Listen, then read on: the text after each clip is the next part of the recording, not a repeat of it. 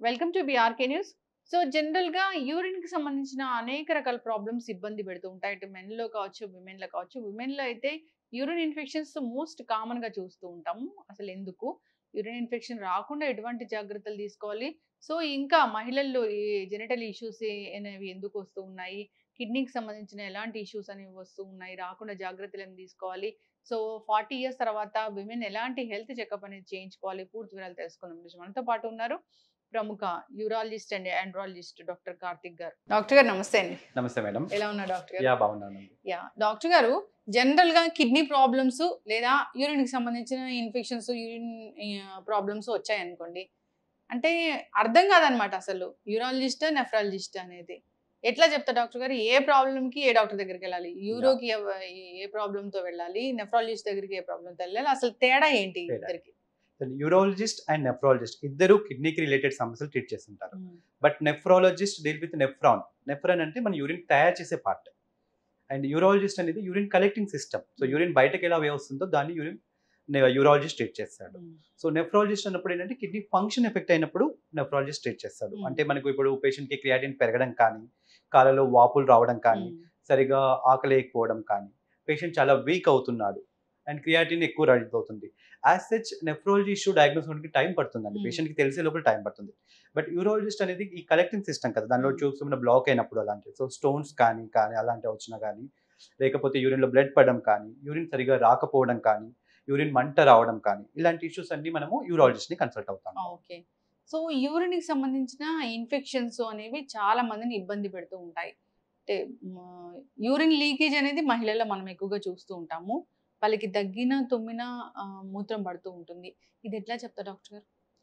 మనము బాడీలో నేచురల్‌గా యూరినరీ స్ఫింక్టర్ అని ఉంటుంది. హ్మ్. సో ఇదేంటంటే మన యూరిన్ బయటికి రాకుండా కంట్రోల్ చేస్తుంటుంది. హ్మ్. సో ఈ స్ఫింక్టర్ వీక్‌నెస్ వల్ల మనకి హ్మ్. ఒక్కొక్కసారి యూరిన్ లీక్ అవుతుంటది. సో హ్మ్. దాన్ని మనం స్ట్రెస్ ఇన్‌కాంటినెన్స్ అంటాము. హ్మ్. సో ఇలా దగ్గినప్పుడు కానీ, తుమ్మినప్పుడు కానీ, బాడీలో ఏదైనా స్ట్రెస్ అయినప్పుడు హ్మ్. నార్మల్‌గా స్ఫింక్టర్ క్లోజ్ అయిపోవాల్సింది. క్లోజ్ అవ్వకుండా ఓపెన్‌గా ఉంటుంది. హ్మ్. సో దాన్ని యూరిన్ లీక్ అవుతుంది. హ్మ్. దాన్ని స్ట్రెస్ ఇన్‌కాంటినెన్స్ అంటారు.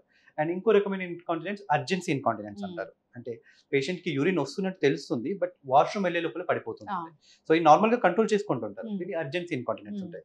సో దీనికి వేరే వేరే రీజన్స్ ఉంటాయి. హ్మ్. సో మామూలుగా ఎస్పెషల్లీ ఓల్డ్ ఫీమేల్స్‌లో చూస్తున్నప్పుడు హ్మ్. సో బర్త్ రిలేటెడ్ ట్రామా ఏమన్నా అయినప్పుడు కానీ యూరినరీ ఇన్‌కాంటినెన్స్ అలాంటివి వస్తుంటాయి. నార్మల్లీ ఎక్కువ మంది పిల్లలున్నా కానీ ఆ సపోర్టింగ్ సిస్టమ్ వీక్ అయిపోతుంటుంది. హ్మ్. సో దానివల్ల స్ట్రెస్ ఇన్‌కాంటినెన్స్ అనేది వస్తుంటది. ఓకే. సో మనం ఆ స్ఫింక్టర్‌ని మళ్ళీ రీఇన్ఫోర్స్ చేయాలి. ఆ హ్మ్. ఏ స్ఫింక్టర్ అయితే వీక్ అయ్యేసి నార్మల్‌గా మనం దగ్గినప్పుడు, తుమ్మినప్పుడు బాడీలో ఆటోమేటిక్‌గా అది క్లోజ్ అయిపోవాలి. హ్మ్. సో క్లోజ్ కాకుండా ఉంటుంది కాబట్టి మనం అక్కడ స్లింగ్స్ పెడతామన్నమాట. ఆర్టిఫిషియల్‌గా ఇంకో స్ఫింక్టర్ లాంటిది పెడతాము. హ్మ్. టీవీటీ టేప్ అంటారు. Trans vaginal tape hmm. Or trans operated tape. అంటే నిజంగా ఒక స్లింగ్ లాంటిదన్నమాట. హ్మ్. సో యూరిథ్రాకు సపోర్ట్ ఇస్తాం. సో మనం దగ్గినప్పుడు, తుమ్మినప్పుడు ఆ స్లింగ్ పైకి పుల్ అప్ అయితది. సో హ్మ్. నార్మల్‌గా ఆ యూరిథ్రా అంటే బ్లాడర్ నుంచి బయటకొచ్చే ప్యాసేజ్ ఉంటుంది కదా! హ్మ్. దాన్ని క్లోజ్ చేస్తాం అంటే మనమన్నమాట. ఈ ఆర్టిఫిషియల్ అది ఉంటే ఏం ప్రాబ్లమ్ అనేది డిస్కంఫర్ట్ అనేది అట్లా ఏమి ఉండదా ఆ! డాక్టర్ గారు? ఏంగా ఉండదండి. హ్మ్. ఇట్స్ ఏంటంటే మనకు ఆ స్ట్రెస్ మెకానిజంని రీఇన్ఫోర్స్‌మెంట్ చేస్తది. హ్మ్. సో నార్మల్‌గా అయ్యేదాన్ని మళ్ళీ కొత్తగా రీఇన్ఫార్మ్ చేస్తది. సో హ్మ్. నార్మల్ యూరినరీ ప్యాసేజ్‌కి హ్మ్. ఎటువంటి ఇబ్బంది ఉండదండి. ఇది అంటే ఎంత ఏజ్ మహిళల్లో మనం అంటే చాలా ఏజ్ అయిన వాళ్ళలో చూస్తామా? జనరల్‌గా ఎక్కువ పిల్లలున్న వాళ్ళలో చూస్తామా? ఎట్లా కరెక్ట్‌గా అంటే? అంటే ఎస్పెషల్లీ ఓల్డ్ ఏజ్ ప్రాబ్లమ్స్‌లోనే వస్తూ ఉంటుంది. హ్మ్. అండ్ ఎక్కువ మంది పిల్లలున్నప్పుడు కూడా సపోర్ట్ సిస్టమ్ వీక్ అవుతుంటది. హ్మ్. అండ్ యంగ్ ఏజ్‌లో బర్త్ రిలేటెడ్ ట్రామా అంటారు. అంటే హ్మ్. అబ్‌స్ట్రక్టెడ్ లేబర్ అంటారు. హ్మ్. సో మన నార్మల్ డెలివరీ కాస్త ఎక్కువ సేపు టైమ్ అవుతుంది. ఇదంటే ఆ స్ఫింక్టర్ టైమ్ మీద కూడా ఇషిమియా ఇంజ్యూరీ పడుతూ ఉంటుంది. సో హ్మ్. దానివల్ల కూడా వీక్ అవుతుంటది. హ్మ్. సో ఎప్పుడైనా కానీ ఇమ్మీడియేట్‌గా లీక్ అవుతుంది అనగానే వెంటనే సర్జరీకి వెళ్ళమండి. హ్మ్. ఆ సివియారిటీ ఎంతుందో చూస్తాం. హౌ హ్మ్. Much is suffering for that. So దాన్ని అలా రీఇన్ఫోర్స్‌మెంట్ చేస్తాం. ఓకే.